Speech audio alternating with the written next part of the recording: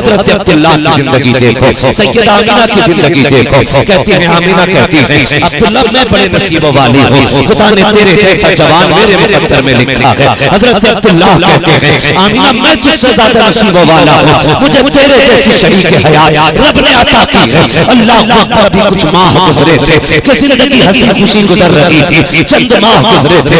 एक दिन हज़रत अब्दुल्लाह हज़रत अब्दुल मुत्तलिब के पास आते हैं, कहते बाबा जान मैं भी परदेश जाना चाहता हूँ, मैं भी कुछ कमाना चाहता हूँ, आने वाला दौर ऐसा होगा मेरे घर में बच्चा होगा, उसकी भी ख्वाहिशें जरूरतें होंगी, इसलिए मैं परदेश जाना चाहता हूँ। जैसे इतनी बात हज़रत अब्दुल्लाह ने कही है, वालिद ने कहा बेटे मेरी तरफ से तो इजाजत है, अपनी बीवी हज़रत आमिना से इजाजत ले लो। जैसे हज़रत अब्दुल्लाह सैयदा आमिना के पास आए हैं, कहते आमिना कहा जी का परदेश जाने की इजाजत दो, मैं कुछ कमाने जाना चाहता हूँ, मैं बिजनेस के लिए जा रहा हूँ, तिजारत के लिए जा रहा हूँ। हज़रत आमिना ने इतना सुना आंख में आंसू आ गए, कहने लगे मेरे सरताज अभी जिंदगी के कितने लम्हे साथ गुजरे थे, अभी कितने दिन गुजरे हैं, अभी तो दिलों की हसरतें मुकम्मल लगी हुई है। अब्दुल्लाह भी मैंने जी भर के देखा नहीं, इतनी जल्दी जुदाई की बातें कर रहे हो, कामिना जल्दी इजाजत है, मैं फिर वापस आऊंगा, वादा करता हूँ तेरे हाथ की रोटी भी खाएंगे, तेरे साथ बैठ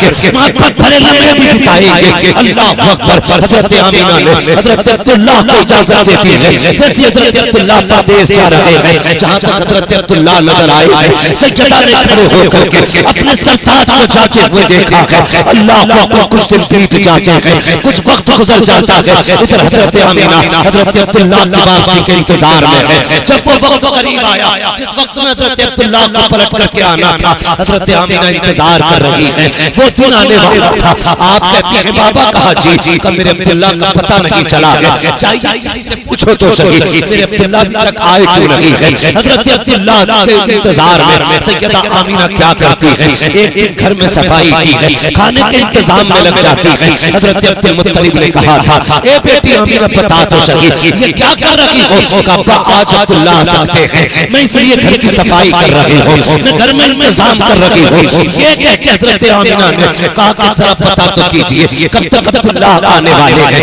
हज़रत अब्दुल मुत्तलिब घर से निकले हैं, हरम शरीफ में पहुंचे हैं, अभी पूछना चाहते थे, इतने में एक शख्स दौड़ता हुआ आया, उसने कहा क्या आप ही अब्दुल मुत्तलिब हो। कहा जी का एक बड़ी बड़ी खबर है। कहा क्या खबर लेके आए हो कि अब्दुल्लाह तुम्हारे बेटे हैं। कहा जी का अब्दुल्लाह वापस नहीं आएंगे। कहा किस लिए। कहा रास्ते में उनका इंतकाल हो गया है।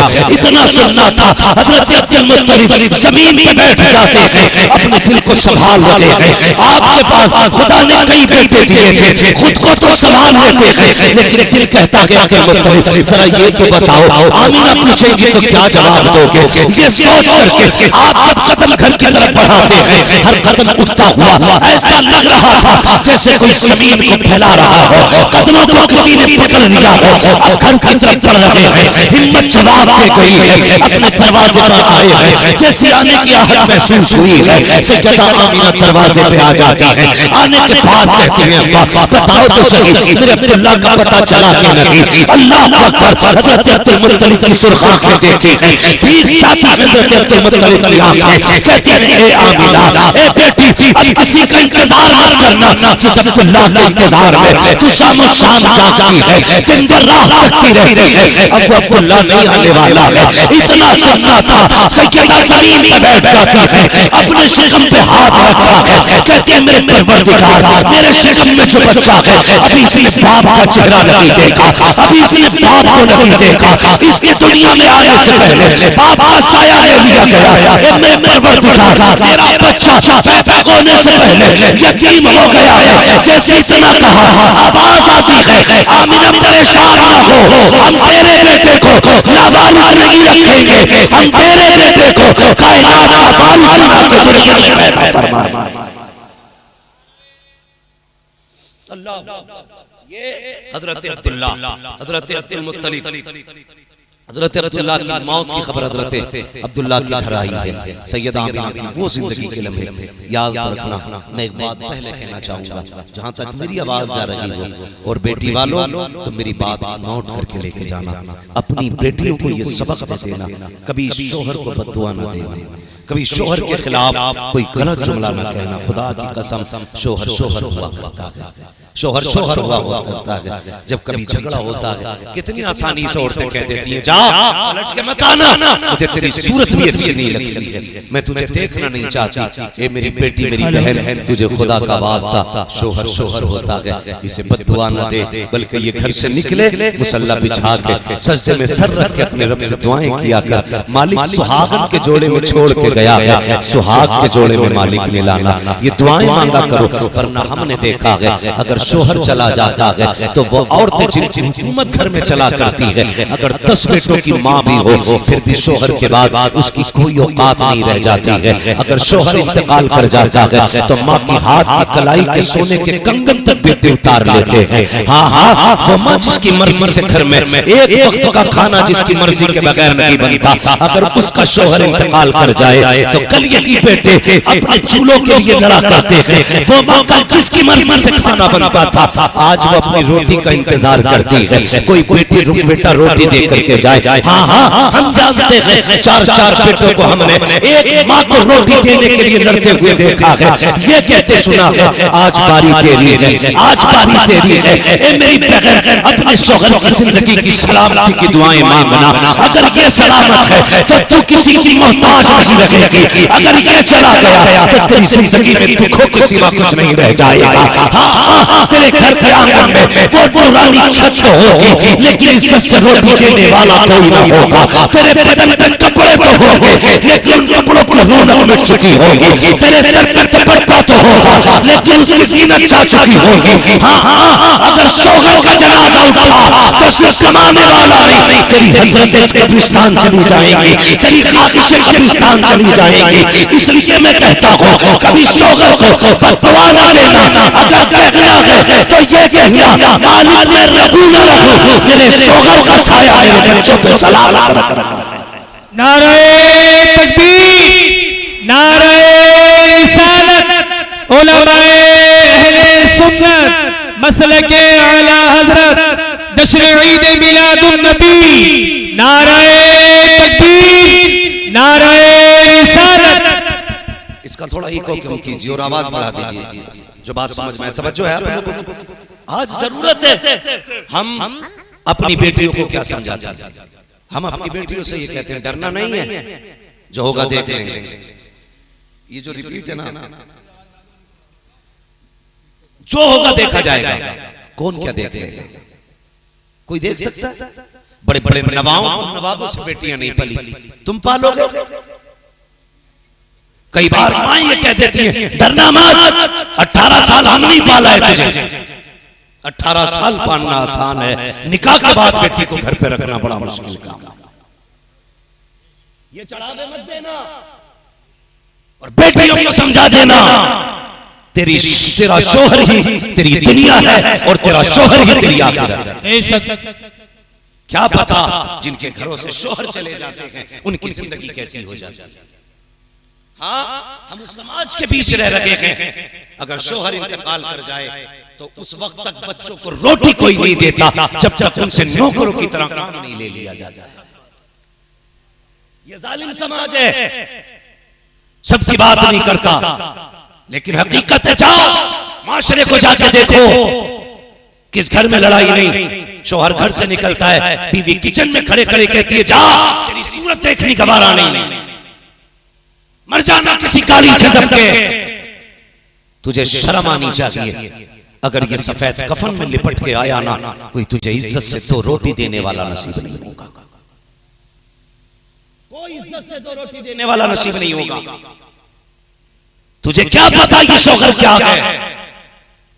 हाँ, अगर पागल भी हो ना शौहर तो औरत के लिए एक सायादार दरख्त होता है।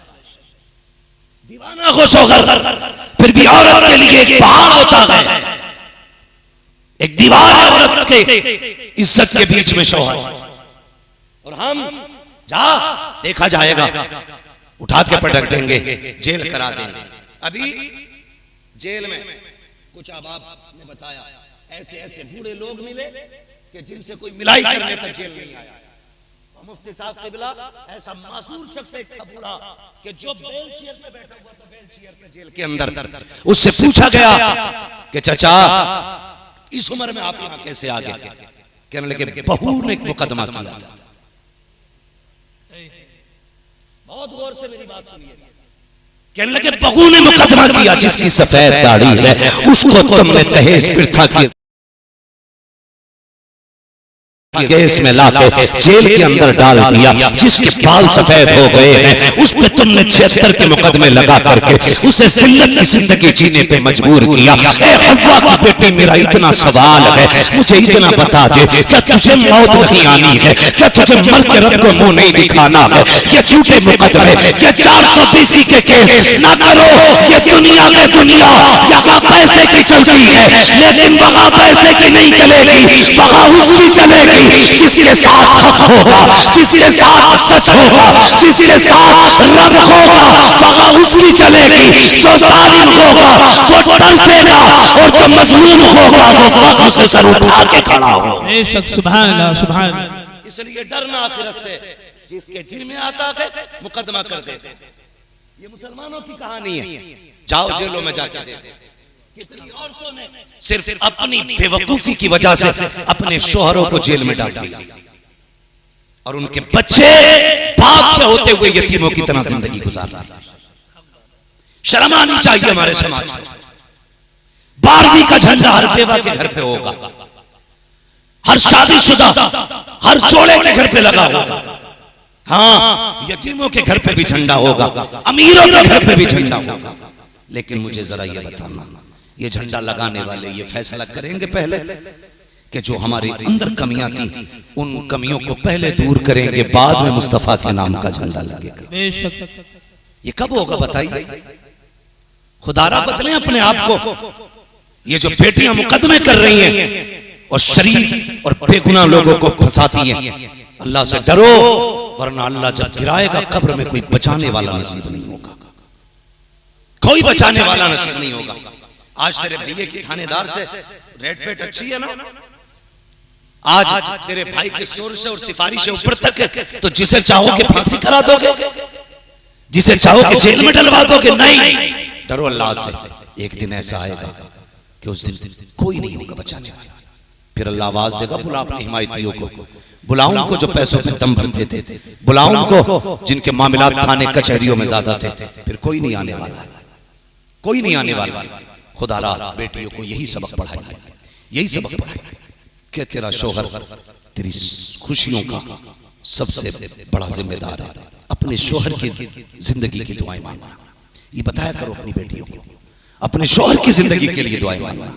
आज ना लगता नहीं है, जिन औरतों के शोहर इंतकाल कर जाती, सब कुछ होते हुए भी वो जिंदा लाश बन के रहा करती है। जिंदा लाश बड़ा मुश्किल होता है जीना, बहुत मुश्किल होता है। और फिर देखो तो सही, सैयदा आमीना, अल्लाह अकबर, हजरत अब्दुल्ला, चांद जैसा शौहर, किसी का काला कलोटा मर जाए वो औरत बेहोश हो जाती है जिसका चांद जैसा शौहर चला गया। हाँ, कम से कम कुछ लोगों को ये तो सब्र होता है, हमने जनाजा देख लिया, ये तो सब्र होता है कि हमने हाथों से मिट्टी दी है। हमारे यहाँ पे अगर किसी का इंतकाल दुबई में हो जाता है तो हम 2 लाख रुपए लगा करके दुबई से जनाजा मंगवाते हैं, ताकि आखिरी बार अपने बच्चों का, अपने शौहर का, अपने बेटे का, अपने बाप का दीदार कर सके। हम लाखों रुपए लगा करके इसलिए जनाजे मंगवाते हैं, आखिरी बार देख सके। लेकिन आमीना का मुकद्दर देखो, आमीना का तो नसीब ऐसा है आखिरी बार अपने शौहर का जनाजा तक न देख सके। कितनी मुश्किल जिंदगी थी। अल्लाह अकबर, ऐसे माहौल में सैयदा आमीना ने खुद को संभाला। अल्लाह अकबर। हजरत आमीना सुबह भी रोती हैं, शाम भी रोती हैं। हजरत अब्दुल मुत्तलिब से रोना ना देखा गया। काबे में गए, गिलाफ पकड़ के रोए, कहने लगे मालिक मेरे सहारे के लिए तो इतने बेटे दिए हैं, कम से कम आमीना को एक ऐसा बच्चा दे जो आमीना का सहारा बन जाए। आवाज आई, अब्दुल मुत्तलिब जा, अब परेशान ना हो, तू सिर्फ आमीना के सहारे की बात कर रहा है, हमने तो कायनात का सहारा आमीना की गोद में देने का फैसला किया। हमने तो ये फैसला किया है आमीना को सारी कायनात का सहारा देंगे। अल्लाह अकबर। सैयदा आमीना के दिन गुजरते रहते। एक दिन था हज़रत अब्दुल मुत्तलिब, सुने वो लोग जब मिलाद को बिदअत कहते, मिलाद है क्या? डांस है, तमाशा है। मिलाद मुस्तफा के औसाफ, आका करीम के सिफात व कमालात, हाँ उनके हुस्न की बातें, उनके जिस्म की बातें, उनके तज़किरे, यही मिलाद है, यही मिलाद है ना। बोलो यही मिलाद है ना। हुजूर की बातों ही को तो मिलाद कहा जाता है। ये यहां बैठ के गाली देता है, नहीं देता ना। तो मैं तो एक बात कहता हूं ना, आला हज़रत ने क्या गलत कहा? आप फरमाते हैं और तुम पर मेरे आका की इनायत न सही, नजदियों कलमा पढ़ाने का भी एहसान गया। और कुछ नहीं समझ रहे, कम से कम इतनी समझ लो हुजूर ने कलमा पढ़ाया है। इसी बहाने पर हुजूर क़यामत की खुशियां मना लिया करो कि हुजूर ने दीन दिया गया हमें, यही सोच कर जश्न मना लिया करो। हजरत अब्दुल मुत्तलिब काबे में तवाफ कर रहे हैं, तवाफ करते करते उसी बीच में ना किसी ने आके कहा, अब्दुल मुत्तलिब बड़े गैरत की बात है। कहा क्या? सरदारों मक्के के। कहा फिर? कहा कि सारे लोग आपसे डरते, लेकिन एक बात बड़ी जुर्रत से हम कह रहे हैं आपसे। आपने फरमाया कहो ना क्या बात है? कहने लगे बात यह है कि वो जो तुम्हारे घर की बहू है ना आमीना, वो बेवा है। कहा जी। कहा अगर बेवा है तो फिर ये बताइए, अरब का दस्तूर तो ये है औरतें खुशबू नहीं लगाती है। कहा हाँ। कहा फिर तुम्हारे घर की बहू आमीना खुशबू क्यों लगाया करती है? इतना सुना हज़रत अब्दुल मुत्तलिब की गर्दन झुक गई। जानते हो बड़ा वकार था आपकी नजरों में, इतना वकार था कि अबरहा जैसा आंखों में आंखें डाल के बात करते हुए घबरा रहा था। ये जुर्रत थी आपके अंदर। मगर आपसे एक शख्स कहता कि आपके घर की बहू खुशबू लगा रही है, और दस्तूर ये कि अगर किसी का शौहर इंतकाल कर जाए 1 साल तक औरत को खुशबू नहीं लगानी है। अपने घर की बहू को नहीं संभाल सकते। इतना सुना गर्दन झुक गई, चेहरे पे ना हया की वजह से जर्दी आ गई, वो घर आ गई। आपकी बीवी का नाम भी, नबी की दादी का नाम भी फातिमा है। आपकी बीवी ने कहा मेरे सरताज खैर तो है? कहा कि आज लोगों ने ऐसी बात कह दी कि मेरी भी शर्म से गर्दन झुक गई। कहा क्या? कहा जरा चाहिए तो आमीना से बात कीजिए। कहा क्या हुआ? कहा सुना है आमीना कोई खुशबू लगाया करती है, आमीना कोई खुशबू लगाती है। कहा किसने कहा? कि मक्के में सारे लोग बातें कर रहे हैं। कहा ये कौन कह रहा है? कहा मक्के के लोगों ने कहा। कहा उनसे किसने कहा? कि मक्के की औरतों ने कहा है। कहा क्या कहा है? कि आमीना ऐसी खुशबू लगाती है जो खुशबू मक्के के किसी बाजार में नहीं मिलती है, किसी मार्केट में नहीं मिलती है, ऐसी खुशबू आमीना लगाया करती है। आप कहते हैं नहीं मेरे सरताज, अल्लाह अकबर, आप आइए। कहते मैं नहीं जाऊंगा, खुद जाके बात करो। जैसे ही आप अंदर गई हैं, अल्लाह अकबर, हजरत आमीना ने देखा हमारी सास आ रही है, उठ के अदब से खड़ी हो जाती है। देखो तो सही, नबी की अम्मी है, सास को देखा अदब से उठ के खड़ी हो जाती है। आज की बेगैरत बहुएं ससुर को देख के नहीं खड़ी होती है, सर पे दुपट्टा तक नहीं रखती है, और ससुर भी इतने बेगैरत होते हैं, कहते हैं कि ये बहू नहीं, ये मेरी फ्रेंड लगती है, ये तो मेरी दोस्त है। गैरत आनी चाहिए। जो गया एक बेटी की तरफ से बाप के दिल में होती है, वही एक ससुर के दिल में बहू की मोहब्बत और उसकी हया होनी चाहिए। उसे सहेली न कहे, दोस्त न कहे, अगर कह सकता है तो अपनी बेटी कह के उसे आवाज दिया। हमारा मुआशरा बेगैरत होता जा रहा है, तरक्की कर रहे हैं हम लोग। हाँ, बाप की चारपाई पे भी बहू बैठी है, शर्म आनी चाहिए। यह अदब के खिलाफ है। नबी की अम्मी अपनी जगह से उठ के खड़ी हो गई, ससुर नहीं सास आ रही है, हया से सिमटी। कहती आमीना जी अम्मी। का बेटी तुम्हारे बाप बाहर से आए हैं और एक शिकायत है, सुना है तुम्हें अब्दुल्ला का शौक नहीं मना रही हो तुम। कहा क्यों? का मक्के की औरतें कह रही हैं कि आमीना खुशबू लगाया करती है। बस फिर क्या था? अल्लाह अकबर, आप रोई। आपने ना यूं करके एक मिट्टी, दीवार की मिट्टी छुटाई, हजरत आमीना के हाथ, फातिमा के हाथ पे रखी। कैसे सूंघी? कहा क्या? कहा कल इस पे हाथ रखा था, आज तक दीवार से खुशबू आ रही है। सुभान अल्लाह, सुभान अल्लाह। आज तक दीवार से खुशबू आ रही है। उसके बाद दुपट्टा दिया। कहा ये क्या? कहा इससे पसीना पोंछती हूं। कहा इतनी खुशबू है कि बार बार धोने से भी खुशबू नहीं जा रही है, बार बार धोने से भी खुशबू नहीं जा रही है। इतनी परेशान हो गई। अल्लाह अकबर। उसके बाद जब आप गई हैं, आप कहती हैं कि जाइए आप चल के बात कीजिए, मेरी हिम्मत नहीं हो रही है बाकी का सवाल करने की। हजरत अब्दुल मुत्तलिब आए हैं। आमिना कहा जी अब्बा का बेटी एक बात तो बता, क्या तुझे अब्दुल्ला की जुदाई का गम नहीं है? कहा बाबा है ना, मुझसे पूछो। जिसने चंद दिनों के बाद अपना शोहर खो दिया हो, जिसकी जिंदगी का हम सफर बिछड़ गया हो, चंद कदम चल के जिसने साथ छोड़ दिया हो, उसकी जुदाई का गम मुझसे ज्यादा किसको हो सकता है? अल्लाह अकबर। सैयदा आमीना ने कहा था अब्बा मैंने कोई खुशबू नहीं लगाई है, कोई इत्र नहीं लगाया है। कहा अगर इत्र नहीं लगाया है तो फिर बताइए मक्के में तेरी खुशबू की बातें क्यों हो रही हैं? तब हज़रत आमीना ने कहा था अब्बा जी एक राज की बात है, एक दर्द है जो छुपा रखा है। कहा कौन सा राज? कहा अब्बा मैंने कोई खुशबू नहीं लगाई, इत्र नहीं लगाया है, बल्कि जब से आपके बेटे अब्दुल्ला की अमानत मेरे शिकम में आई है, मैं जिन गलियों से गुजरती हूँ वो गलियां अपनी खुशबू से महक जाया करती हैं। नारे तकबीर, नारे रिसालत, उलमाए अहले सुन्नत, जश्न ईद मिलादुन नबी। नारे तकबीर, नारे रिसालत। सुभान अल्लाह, सुभान अल्लाह। जैसे इतना सुनाना हजरत अब्दुल मुत्तलिब दिल पे हाथ रख के मुस्कुराने लगे। आमीना आज कलेजा ठंडा हो गया। कहा क्यों? कहा जिसकी दुआएं मांगी थी रब ने वो नेमत अता फरमा दी। सुभान अल्लाह। रब ने वो नेमत अता फरमा दी है। अब हजरत आमीना कहती हैं अब्बा बात यहीं खत्म नहीं होती है। कहा फिर? कहा और भी कमालात हैं। कहा क्या?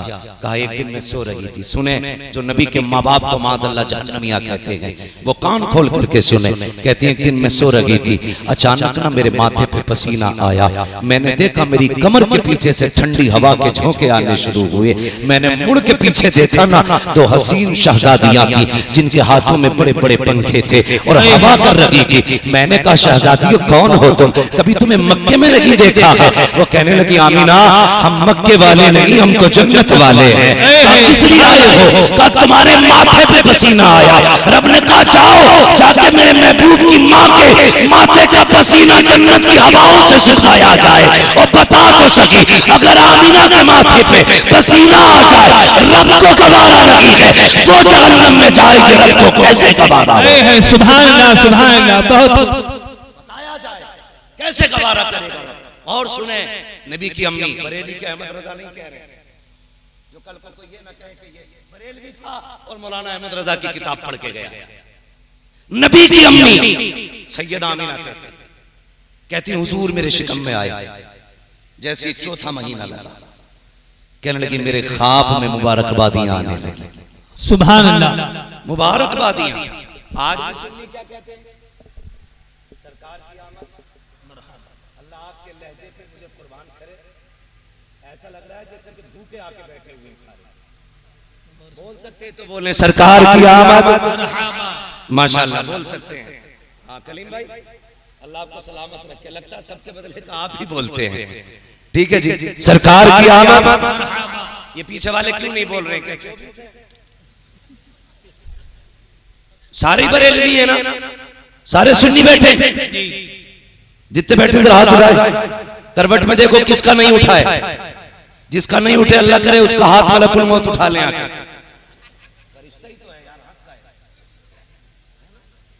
भाई बहुत गौर से मेरी बात सुनिए, अल्लाह आपको सलामत रखे। मुबारकबादियां आने लगी। अल्लाह अकबर। अगली बात सुनिएगा। फरमाती हैं अब्बा आपको क्या बताऊं, जब मैं रास्तों से गुजरती हूं ना तो जो दरख्त है ना ये सजदों में गिर जाया करते हैं। ये छोटी छोटी जो घास है ये भी बोलती है।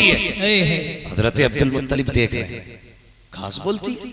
बाबा घास नहीं, ये जो बड़े बड़े पत्थर से लेके छोटे छोटे कंकड़ तक है ना, ये भी मुझसे बात किया करते हैं। हज़रत अब्दुल मुत्तलिब कहते हैं ये कब कहा? का अब्बा जी सुनिएगा, जब आप हरम शरीफ में चले जाते हो हाजियों की खिदमत के लिए, कभी कभी तो पानी भी घर से ले जाते हो, घर में पानी नहीं रहता है तो माँ मुझे भेजती है ले आमीना पानी लेकर के आ। अब्बा जी आप जानते हो मेरे शिकम में अब्दुल्ला की अमानत है, मैं पानी का बर्तन लेके जब चलती हूँ अब्बा मुझे ताज्जुब होता है कि दरख्त भी बोलते हैं, ये तख्त ये पत्थर ये कंकर भी बोला करते हैं। अब्बा जी जब मैं कुएं के किनारे जाती हूँ, सारी औरतें मोहल्ले की इंतजार करती होती हैं, वो लो आमीना आ रही है, सब ठहर जाया करती है। अब्दुल मुत्तलिब कहते हैं बेटी क्यों? का वो इंतजार करती है कि जब मैं पहुंच जाती हूँ उनका काम आसान हो जाता है। वो कहते हैं आमीना जरा करीब तो आ। का किस लिए? का जरा किनारे पे खड़ी हो, जब तू आ जाती है हमारा काम आसान हो जाता है। का क्या होता है? का जब तू किनारे पे आके खड़ी होती है सारा पानी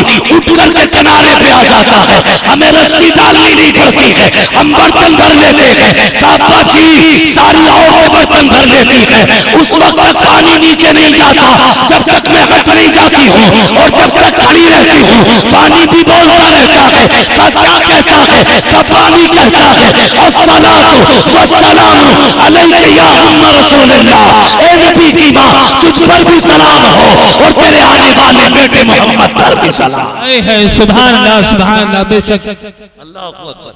हजरत अब्दुल मुत्तलिब बहुत खुश है। काश अल्लाह ने हसरत पूरी कर दी, हसरत पूरी कर दी। वो वक्त भी गुजरा, वो साथ सईद भी आई। और क्या कहती हैं अब्बा जी? मैं गुजर के जा रही थी, पानी का बर्तन मेरे हाथ में था, मैंने जिस पत्थर पर पैर रखा वो मोम की तरह मुलायम हो गया। सुभान अल्लाह। मोम की तरह का पत्थर। हैरत का उस दिन मैंने आंगन में से एक कंकर उठाया कि उसे फेंकूं, किसी के पैर में न चुभे। का जब मैंने हाथ लगाया ना तो पानी की तरह हो गया। मैंने कहा ये क्या हुआ? ये क्या हुआ? पत्थर मोम बन गया, कंकर मोम बन गया। का मैंने इतना कहा था, उस कंकर ने बोलना शुरू कर दिया। उसने कहा आमीना ठहर, शहजादे को आ लेने दे, अभी छोटे मोम हुए के बड़े बड़े मोम। सुभान अल्लाह। का वो भी बोलने लगा शहजादे को आने दे, बड़े बड़े मोम हो जाएंगे। अल्लाह अकबर। सैयदा आमीना फरमाती दिन गुजरते गए, कहते हैं लेकिन जैसे हर औरत को तकलीफ होती है मुझे कोई तकलीफ नहीं थी, मुझे कोई तकलीफ नहीं हुई। फिर वो वक्त भी करीब आया जिस रात मेरे बेटे की विलादत होनी है। तवज्जो है सारे लोगों की? विलादत होती। फरमाती मैं उस दिन तन्हा थी अपने घर में, मेरे घर में उस दिन चिराग में डालने के लिए तेल तक नहीं था। कहती आज मुझे अब्दुल्ला की जुदाई का एहसास हुआ, ख्याल आया आज हो सकता है मेरे बच्चे की विलादत हो और घर में चिराग भी नहीं है। चिराग तो बड़ी बात है, कोई खातून नहीं जो मेरा साथ दे, मेरी हिम्मत बंधाए। ये सोच के आप रोई। कहने लगी काश अब्दुल्ला होते तो मक्के की कुछ औरतें मेरे पास होती, कौन जाए औरतों को बुलाने के लिए। अभी कहते मेरे दिल में ये ख्याल आया और मेरी आंख से आंसू टपक के अभी पलकों से जुदा नहीं हुआ था, मेरा पूरा घर रोशन हो जाता, पूरा घर रोशन हो गया। मैंने देखा मेरे घर में रोशनी अचानक, और मैंने देखा मेरे सरहाने कोई बड़ी हसीन और महजबी खातून खड़ी थी। मैंने कहा खातून तू कौन है? उसने कहा मैं जन्नती हूरों की सरदार हूँ। कहा किस लिए आई हो? कहा आमीना तेरी दाया बना के रब ने मुझे तेरे घर में भेजा है। कहा तेरी दाया बना के भेजा। फरमाती फिर मुझे एक प्याला पेश किया गया। कहती मैंने वो प्याला पिया, वो दूध से ज्यादा सफेद, शहद से ज्यादा मीठा और बर्फ से ज्यादा ठंडा, मुश्क से ज्यादा खुशबूदार था। कहते घूट मारना था, मेरे सारे दुख दूर हो जाते हैं। और उसके बाद क्या कहते हैं, सुने बहुत गौर के साथ।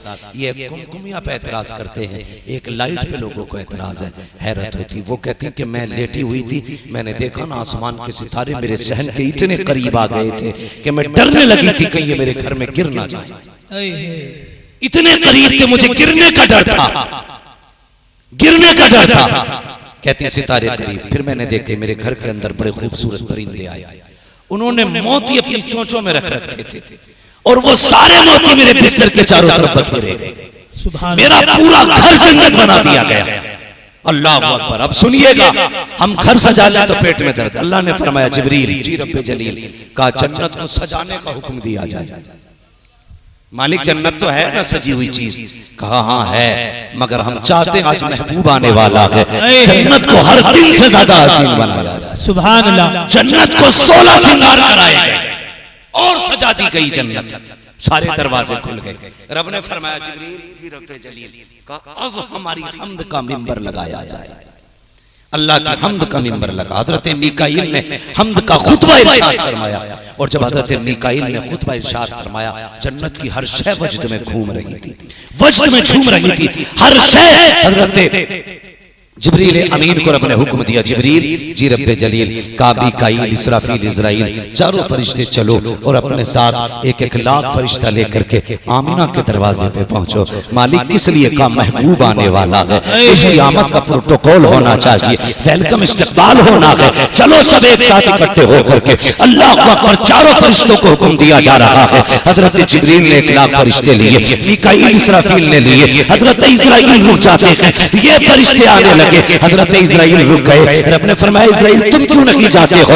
अर्ज करते हैं मालिक मेरी ड्यूटी बड़ी सख्त है, तेरा फैसला तो ये है जब मौत का वक्त आना है तो मौत अपने वक्त से न 1 मिनट पहले आ सकती है न 1 मिनट बाद में आ सकती है। मेरी ड्यूटी इतनी सख्त है, ए मेरे परवरदिगार, आज कितने बुढ़ापे की लाठी लेके आनी है, कितने घरों का चराग बुझाना है, कितनी औरतों की मांग का सिंदूर साफ करना है। ए मेरे मालिक अगर मैं भी चला गया आज मेरी ड्यूटी का क्या बनेगा? रब ने फरमाया मेरा कुंबो तुम नहीं जानते क्या मेरा महबूब आने वाला है, और जानते हो जब तुम किसी बच्चे को लेके आओगे तो मारो होगी, बच्चों को लाओगे तो बाप रोएगा, बाप को लाओगे तो बच्चे रोएंगे, माँ को लाओगे परिवार रोएगा। ए मेरा कुंबो आज महबूब आने वाला है। हम ये नहीं चाहते हैं किसी के घर से रोने की आवाज आए, हम ये नहीं चाहते हैं आज किसी की आंख में आंसू आए। इसलिए मेरा कुंबो जाओ, आज हमने भी महबूब के सदक़े में तुम्हारी भी छुट्टी कर दी है। मरने वालों को आज जिंदगी की सौगात अता फरमा। सुभान अल्लाह, सुभान अल्लाह, बेशक बहुत खूब, बहुत आज मलकुल मौत की भी छुट्टी है, मरने वालों को जिंदगी दी जा रही है, मरने वालों को जिंदगी दी जा रही है। अल्लाह अकबर, सारे फरिश्ते आ गए हजरत आमीना की चौखट पे, हजरत आमीना की चौखट पे। अब बात लंबी होगी। हजरत आमीना फरमाती फखरज मिन्नी नूर, फिर वो साथ भी आई, मेरे बेटे की विलादत हुई। आपने क्या कहा? मेरे जिस्म से नूर निकला। आपने नूर का तज़किरा किया। आज लोग इस पे झगड़ रहे हैं कि हुजूर नूर है कि नहीं है। नबी की माँ जानती है नूर है, इस खड़ूस को नहीं पता है ना। बस मैं बात समेटने लगा हूं। हजरत आमीना कहती है फखरज मिन्नी नूर, मेरे जिस्म से नूर निकला, नूर निकला। और अब मैं अगली बात करूं, फरमाती सुने, हर माँ की ख्वाहिश होती है कि अपने बच्चे को देखे। हर माँ चाहती है वो ये देखे इसकी आंख कैसी है, इसकी नाक कैसी, इसकी पेशानी कैसी है, गया किसे है, हाथ पैर कैसे हैं। कहते मेरा भी जी चाहता था, देखो मेरे लाल का माथा कैसा है, इसकी आंखें कैसी हैं, इसका चेहरा कैसा है, इसका बदन कैसा है। फरमाती हैं मैंने जब उसको देखा, अल्लाह अकबर, कहती हैं लम्मा वदातु, जब मैंने अपने बेटे को जना और उसकी तरफ मैंने निगाह डाली, काना मकबूलन, मेरे लाल की आंखों में सुरमा लगा हुआ था। फरमाती मेरे लाल की आंखों में सुरमा लगा हुआ था, मधुनन बालों में तेल लगा हुआ था, मखतूनन खतना शुदा पैदा हो रहे हैं। अगली बात कहती है मगसूलन, गुस्ल करके तशरीफ ला रहे हैं, मुअत्तरन, इतना ऐसा लगा है मेरे घर में विलादत हो रही है, खुशबू मक्के की सारी गलियों में फैलती जा रही है। सुभान अल्लाह। कहती है काना आते मेरे लाल ने सजदे में सर रख दिया था, सजदे में सर रख दिया था। कोई है ऐसा जो इस शान से आया हो, मगसूलन, जो गुस्ल करके आया हो। ओ यार कोई दूल्हा बनता है तो किसी को बाप नहलाता, भाई नहलाता है, कोई जगह को बड़ा सलीचर नाई नहलाता है, जिसे खुद नहाने की जरूरत हुई वो दूल्हा को नहलाता है और फिर उसके बाद बैठाया जाता है। सोचो तो सही, दूल्हा को दो लोग नहलाते हैं ताकि दूल्हा में कोई कमी ना रह जाए। रब ने अपना महबूब भेजा तो कितना सजा के भेजा, सुभान अल्लाह, कितना सजा के भेजा होगा। का महबूब सुरमा भी हम लगाएंगे, बालों में तेल भी हम डालेंगे, महबूब गुस्ल भी हम देंगे, आज दूल्हा हम बना के भेजेंगे। और जब दूल्हा बना के भेजा गया, कहती काना साजिदा, मेरे लाल ने सजदे में सर रख दिया है। अल्लाह अकबर। कहती हैं कि जैसे मेरा लाल आया, एक सब्ज रंग का कपड़ा आके मेरे लाल के सत्र पे पड़ गया। कहती मैंने अपने लाल का सत्र मैंने भी खुला हुआ नहीं देखा।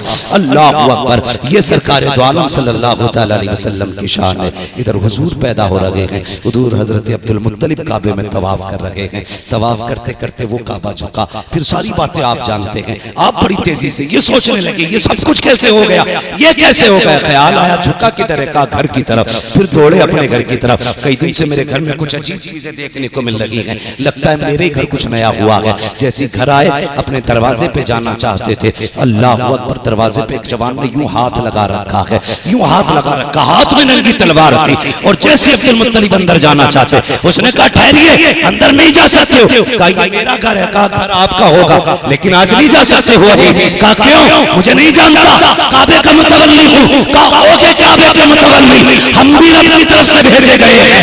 कहा क्यों खड़े हो? कहा आज तुम्हारे घर में रब का महबूब आया है और उसका फैसला ये है, उसे देखने के लिए फरिश्ते आ रहे हैं। रब ये चाहता है पहले अर्श वाले देखेंगे, उसके बाद में उसका चेहरा फर्श वाले देखेंगे। नारे तकबीर, नारे रिसालत, उलमाए अहले सुन्नत हजरत अल्लामा मौलाना मुफ्ती हम्माद रजा साहब क़िबला, नारे तकबीर, नारे रिसालत। समझ गए बात? पहले अर्श वाले देखेंगे, फिर उसके बाद फिर बोल रहे हैं उसके बाद फर्श वाले देखेंगे। जब इतना सुना तो दादा थे उछल गए खुशी से। दादा से ज्यादा खुशी किसी को नहीं होती। कहने लगे अब जाकर बताऊंगा मक्के में, मेरे घर आके देखो कौन आया। जब गए तो बोलना चाहते थे, अल्लाह ने ताला लगा दिया, मुंह बंद।